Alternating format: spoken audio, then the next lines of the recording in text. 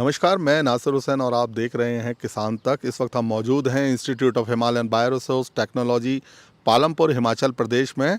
जो मेरे पीछे आप देख रहे हैं ये इंस्टीट्यूट का ही कैंपस एरिया है और इस वक्त हमारे साथ बातचीत के लिए मौजूद हैं डॉक्टर रमेश चौहान। रमेश चौहान से हम जानेंगे कि जो दालचीनी अभी तक दक्षिण भारत के कुछ इलाकों में होती थी, उस दालचीनी को उगाने यानी इसके उत्पादन के लिए यहाँ भी काफ़ी दिनों से रिसर्च चल रही है। शायद 2021 से ये रिसर्च इस इंस्टीट्यूट में शुरू हुई है और अभी तक जो इसकी सफलता की बात करें तो अच्छे परिणाम आ रहे हैं। यही वजह है कि दूसरे इलाकों में भी यानी इस कैंपस के अलावा भी दूसरे इलाकों में उसके पौधे भेजे गए हैं जिससे कि वहाँ पर भी इसका उत्पादन किया जा सके।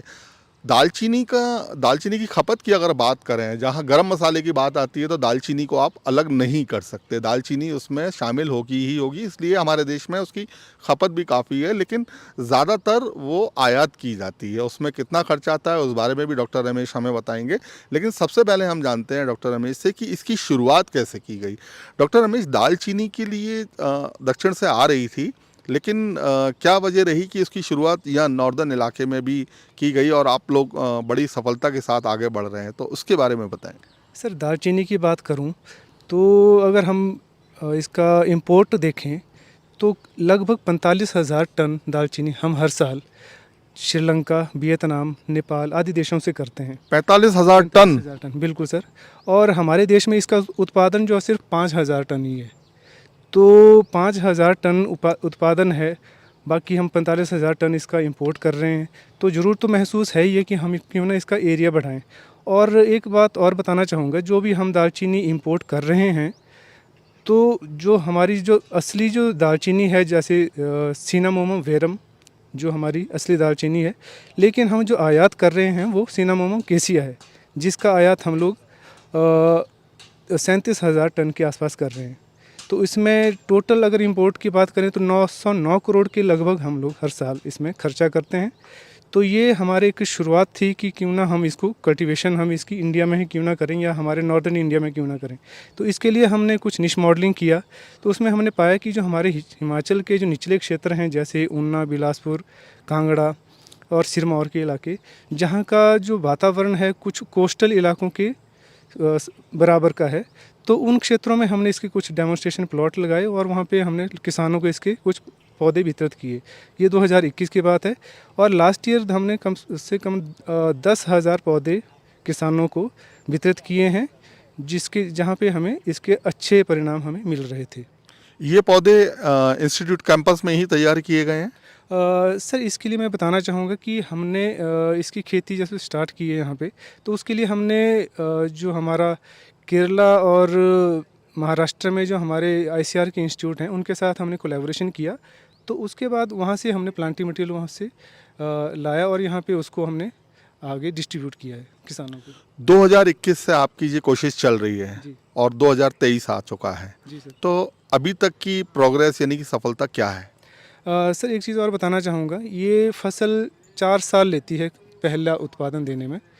तो अभी हमारा ये तीसरा साल चल रहा है और हमें परिणाम बहुत अच्छे मिल रहे हैं। काफ़ी अच्छी ग्रोथ हमें मिल रही है, जैसे किसानों के खेतों में हमने जहाँ इसको लगाया हुआ है। तो क्या उम्मीद करते हैं कब तक इसका उत्पादन शुरू हो जाएगा? छोटे ही लेवल से सही, लेकिन उत्पादन शुरू हो जाए। सर, हमारी उम्मीद है कि अगले साल हम इसका फर्स्ट हार्वेस्ट हम इसका ले लेंगे। फर्स्ट हार्वेस्ट वो कांगड़ा में होगा या किस डिस्ट्रिक्ट में? ये पांचों डिस्ट्रिक्ट में जहाँ हमने डेमोन्स्ट्रेशन प्लॉट लगाए हुए हैं, जहाँ हम वितरित कर रहे हैं। जी, पांचों डिस्ट्रिक्ट में।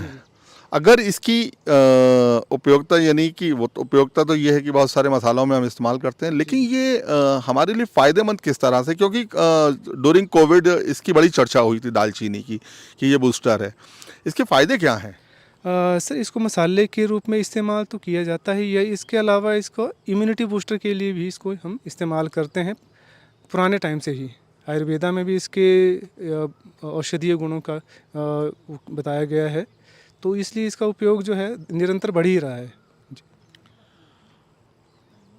आपने बताया कि ज़्यादातर यानी कि 45,000 टन के आसपास बताया हम आयात कर रहे हैं, करीब 5,000 टन हमारे खुद के देश में हो रही है।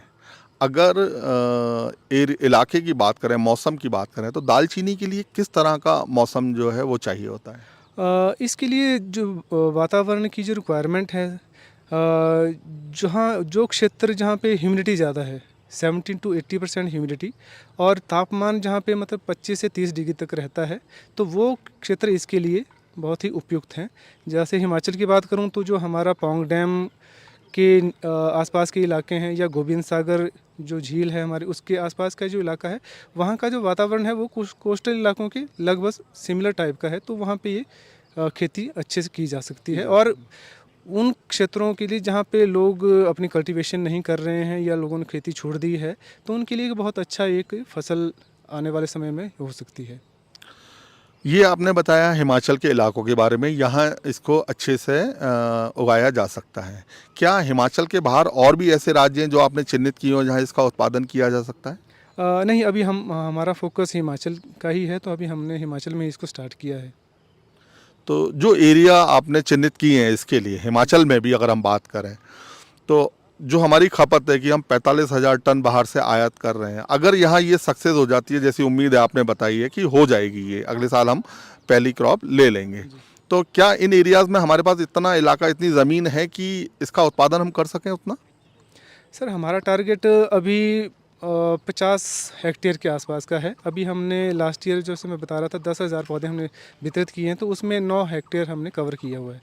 तो आने वाले समय में हम 50,000 हेक्टेयर के 50 हेक्टेयर भूमि हम उसमें कवर करना चाहते हैं, तो ये हमारा टारगेट है अभी। और इतनी ज़मीन है अवेलेबल? इसके ज़मीन तो बहुत है सर, अभी जो हमारा फोकस है अभी हम 50 हेक्टेयर को ही लेके कर रहे हैं। तो देखा आपने कि दालचीनी का, जैसा डॉक्टर रमेश चौहान ने हमें बताया कि 45,000 टन, करीब 909 करोड़ के आसपास की मूल्य की दालचीनी जो है वो श्रीलंका, वियतनाम समेत दूसरे देशों से आयात की जा रही है। हमारे यहाँ भी हो रही है, लेकिन उसकी मात्रा 5,000 टन है, जो हमारी खपत के मुकाबले बहुत ही कम है। लेकिन खुशी की बात ये है और फ़ख्र करने वाली बात ये है कि IHBT ने एक कोशिश करके दालचीनी का उत्पादन शुरू करने की तरफ कदम अपना बढ़ा दिया है, और उम्मीद करते हैं और दुआ भी करते हैं हम ऐसी कि 2024 में हमें दालचीनी की पहली फसल हिमाचल प्रदेश से मिलने लगेगी, जिसके बाद उसका और विस्तार किया जाएगा। जैसा डॉक्टर रमेश ने बताया कि 50 हेक्टेयर का अभी टारगेट है, लेकिन पहली फसल के बाद वो टारगेट जाहिर सी बात है बढ़ेगा ही। तो इसी तरह के और वीडियो देखने के लिए आप हमारे साथ बने रहें किसान तक पर।